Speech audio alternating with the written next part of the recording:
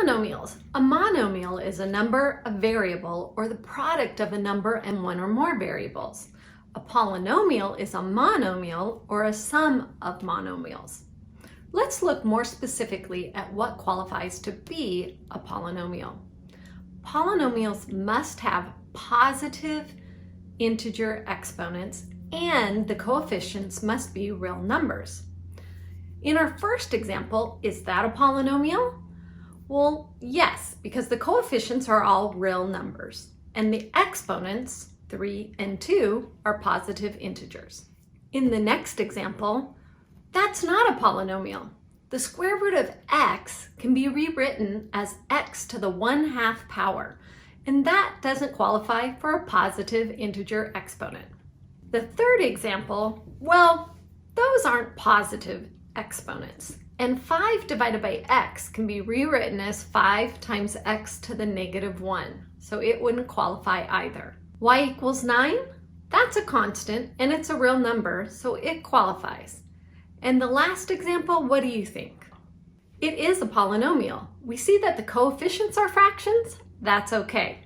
The exponents can't be, but the coefficients can. Standard form of a polynomial functions arranges the terms by degree, which means exponents, in descending numerical order. So in our example, we can see the exponents start at x to the 5th, and then it goes 5, 4, 3, 2, 1. Take a look at the next example. Rewrite it in standard form. If you need to combine like terms, do that as well. Check your polynomial. Did you start with y equals -x cubed? Did you combine those x terms? Now let's talk about highest order term. In a polynomial, the highest order term is that first term if it's in standard form. We're looking for the term with the largest exponent. So let's take a second and circle the highest order term in both of the polynomials.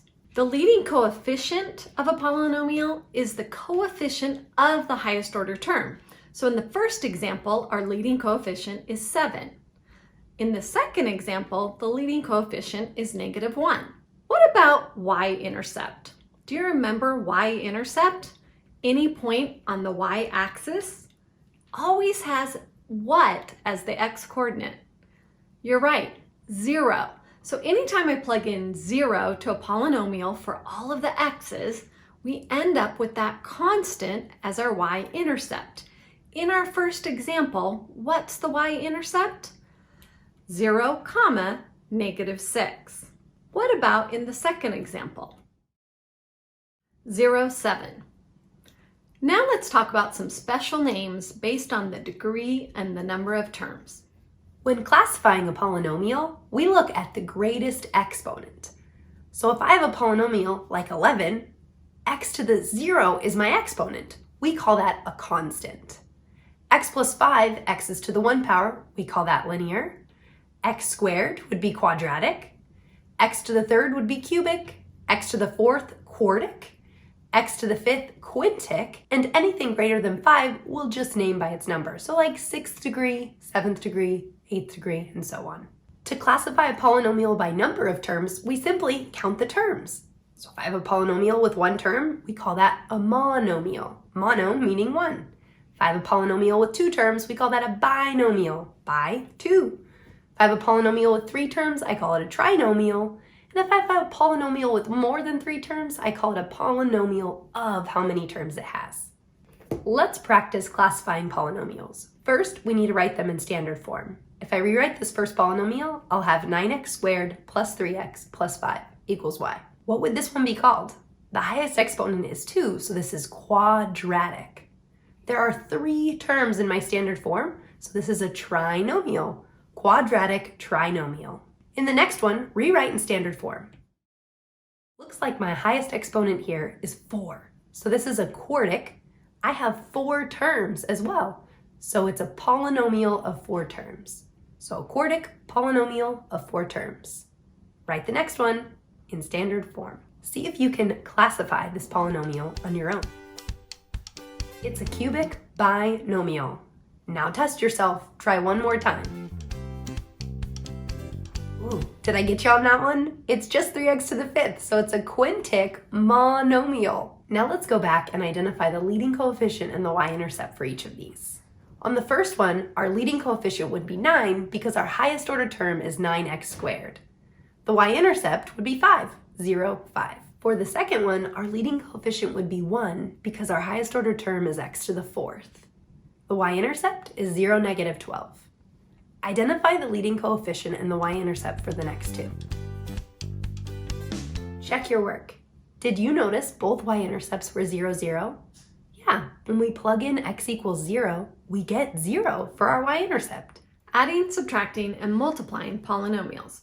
In our first example, we see two polynomials and they're being added.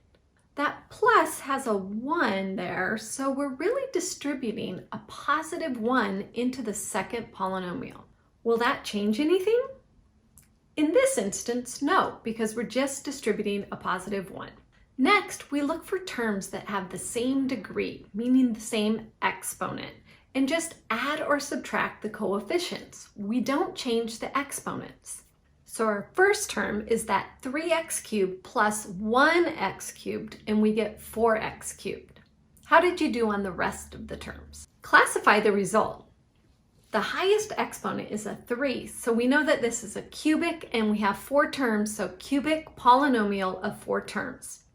In example C, we are subtracting two polynomials. Here, you need to be careful.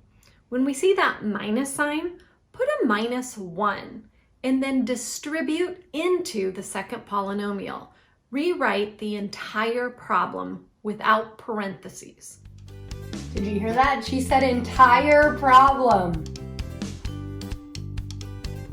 Now that it's rewritten without parentheses, we can combine like terms. So look for terms with the same exponent and add or subtract the coefficients. The highest ordered term is 8x cubed, so this is a cubic polynomial of 4 terms. Practice your skills on B and D. Follow our directions. Rewrite completely before you combine like terms. Check your work, not just the final answer. For example, on D, did you rewrite the entire problem without parentheses? Always do this, especially when it is subtraction. Multiplying polynomials. Now it's time for the fun part. As we start this first problem, it helps to rewrite with our binomial first. Time for a bunch of distribution. As I distribute here, draw in the paths with me and go slow. Be careful. X times negative x squared is negative x cubed. Then x times 2x is 2x squared. X times 4 is 4x. Got to do the same thing with negative 3. Here we go. Negative 3 times negative x squared is positive 3x squared. Negative 3 times 2x is negative 6x. Negative 3 times 4 is negative 12. Whew. Distribution, check. Now we got to combine like terms. We get a cubic polynomial. Try the next one on your own. Draw the paths.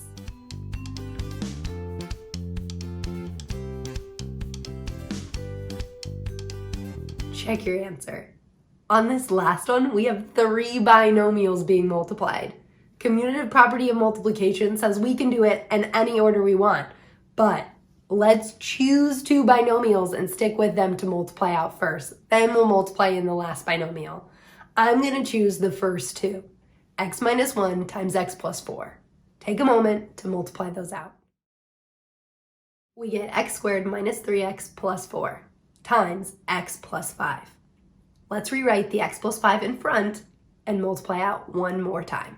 As I multiply out, draw your paths. X times x squared, x times negative 3x. You can do it. Whew. We get a cubic polynomial of 4 terms. Now, if nothing else from all these problems you've learned, don't be skimpy with your steps. Show your work, show math organization.